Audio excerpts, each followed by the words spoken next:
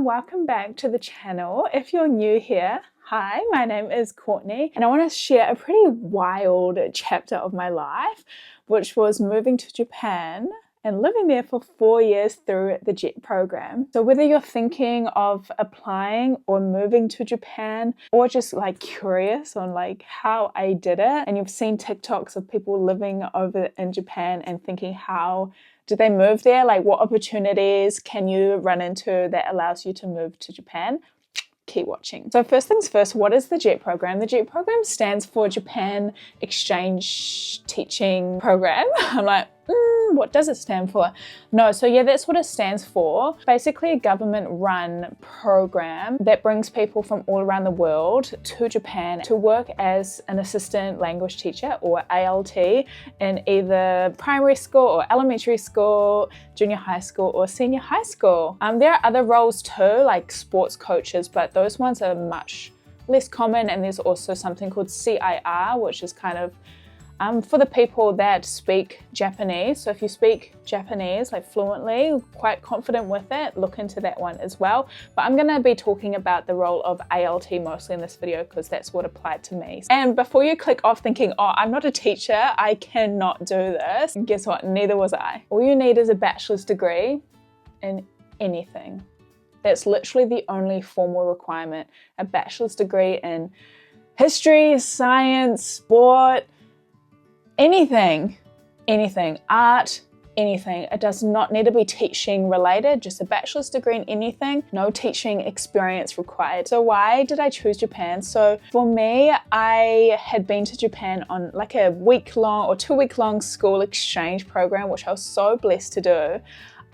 Because it kind of set me up for the rest of my life in a way, because it kind of loops back to the JET program almost. I spent a week with a homestay family over there and I was probably 14, so I was young and impressionable. This was amazing. How lucky was I to go to Japan for 2 weeks when I was 14 years old, and I got to live with a Japanese family and we're still friends to this day. And yeah, a couple years later after that experience, my family ended up hosting my sister, that like my homestay sister, so she came to my house as well. So it was just an amazing like all-around moment. Like, it was just really, really cool. I just really fell in love with Japanese culture. And I was actually at university and I saw a poster advertising the JET program, and I was like, teach in Japan? What is that? Like, yes, please, like that would be amazing.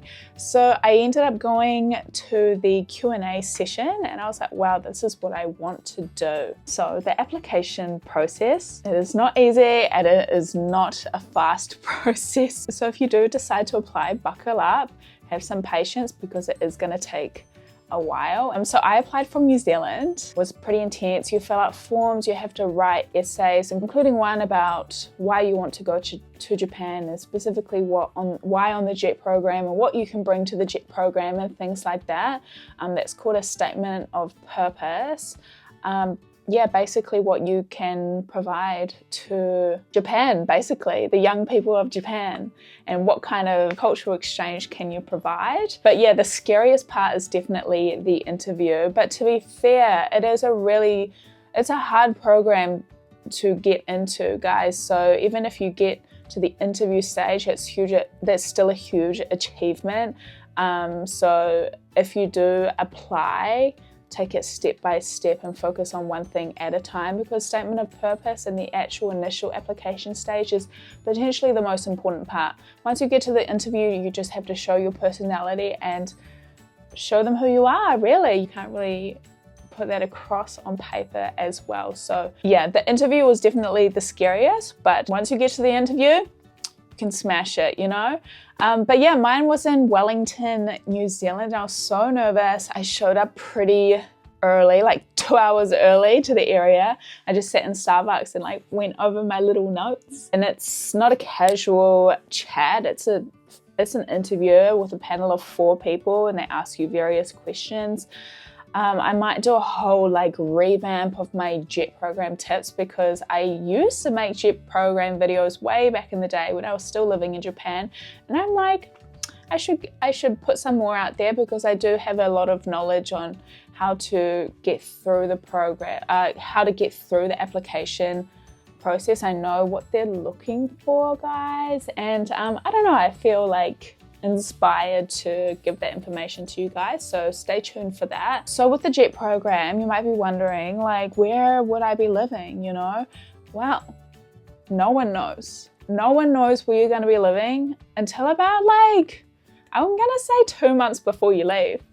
You have no choice on where you are placed through the JET program. So you could be placed in a farmland in the middle of nowhere with just one convenience store, no train station. You could be placed in the middle of Tokyo. You could be placed on an island off of the mainland, you know, like it's endless. You don't have a choice. You do have the opportunity to give your top 3 locations that you want to live in, like your preference list. But that's not always applied to the actual, location, you know, like that might not always work. Like you could ask for big cities like Fukuoka, Osaka, Tokyo, and you could get Inaka, like middle of nowhere. So it really is the luck of the draw. So if you do choose to apply to the JET program, you just kind of have to go with the flow and just embrace the journey, as they say. But for me, I was placed in Hyogo Prefecture, which is a fantastic placement. I was placed in Inagawa, which is probably like 40 minutes out of Osaka, which is so blessed, guys. I was so happy. I was in Osaka like probably every weekend, or Kyoto or Kobe. Kobe is amazing. So I was really, really happy with my placement. But again, like, you just have to be happy with whatever placement that you get, and just give it a go. So yeah, let's talk about my experience in Japan. So moving there was definitely a culture shock, and I went through a lot of like mental struggles, and I don't know, it was hard. I think before I left, I was already like mentally not all the way there. Like I wasn't really looking after myself and things like that. Like, I don't know, like I just wasn't looking after myself to the fullest potential kind of thing. So I moved to Japan. It was really hard at first. Like it was fun though. It was definitely fun, but it was hard at the same time. Like it's fun going out and experiencing all these new things with new friends from the program, because you meet friends through the JET program, and there's like meetups and things like that, which is nice. That's how you make friends. But then when you're by yourself, it can get lonely and it's hard. So you really have to dig deep and do some self-care activities, and look after your health as well. So anyways, I could talk for like so many hours and hours and hours about my experience. So if you've got any questions, just leave them down below, guys. So I was only supposed to stay there for like 1 year, maybe 2. I ended up staying there for 4 years because I did love it so much. And that does tend to happen to a lot of people. They think that they're going to stay there for a year, but they end up staying for 5. Yeah, and I learned enough Japanese to get around. I definitely should have been studying a lot more though. So that's my recommendation. If you move to Japan, make sure you actually put the time into study, because you can't actually learn a language without studying. I know, crazy, right? But yeah, there were hard days, and culture shock is real, guys. So my advice to you, if you're thinking of applying to the JET program, I totally recommend you to do it. It was the best time of my life, guys, the best 4 years of my life. I think back so fondly of my memories in Japan, but don't get me wrong, it was hard. But honestly, you're gonna have the best time of your freaking life there. Like, it was such a blessing. And also the program is like government backed, you know, so you're well looked after, you're set, everything's really set up for you. Your visa's sorted for you. The housing most of the time is sorted for you, but if not, you get help from your school to sort that out. So you're so super supported, and it's kind of a community, like a JET program community. So you'll get into like Facebook groups and things like that, and you're really supported through your peers, and you kind of just set up for a job there, and it's like 9 to 5 usually. It's honestly a once in a lifetime opportunity to experience Japan in a way that tourists really just can't. You just can't experience that life as a tourist, so definitely do it.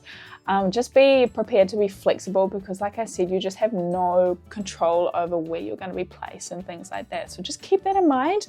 But yeah, lots of personal growth to be had. So yeah, that's my story. If you guys have any questions or any videos that you want me to film, just let me know and I'm happy to make them. This is like bringing me back to my roots. This is how I started my YouTube channel. I was creating videos on the JET program, so it's like nostalgic for me.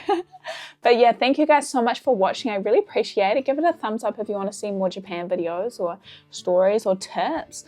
Probably for my current subscribers, you're like, what? Because I do a lot of reaction videos and things like that on this channel. But I thought if, you know, any JET program applicants or future applicants want to find out some information, I'm happy to make some videos on it. So thank you guys so much for watching, and I'll see you in my next video. Bye guys. Mwah.